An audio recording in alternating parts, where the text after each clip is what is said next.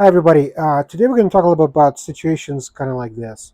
So for this particular case, the dislocation in the saddle uh, was 3D printed, and then it was just attached to the frame by wax.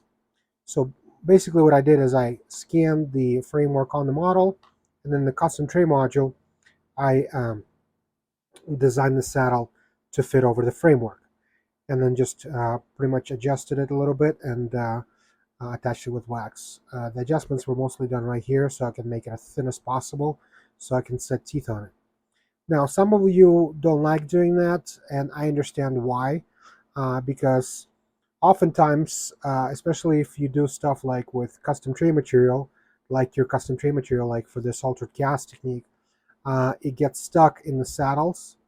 I mean, not the saddles, it gets stuck in the mesh, and it makes it very difficult to remove, especially if you're like setting teeth on it, and then you go to boil out, and then you have to kind of grind through stuff. It's a nightmare.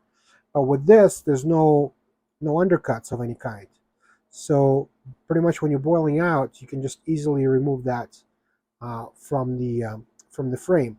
The benefit here is it doesn't break away like wax does. A lot of times, some labs don't put enough wax on the saddle because they're worried that the framework won't fit down on the model all the way.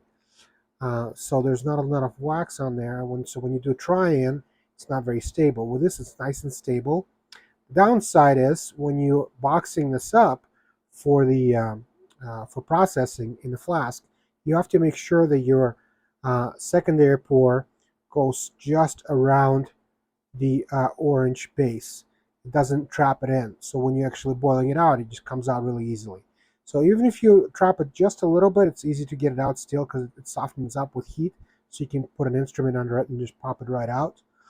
But I like doing this for a couple of things, for altered cast techniques, obviously, and for if I'm doing a setup and I want to make sure that the saddle stays in place and the teeth are nice and stable on there. So that's what I want to show you guys today. Hope it helps. Bye.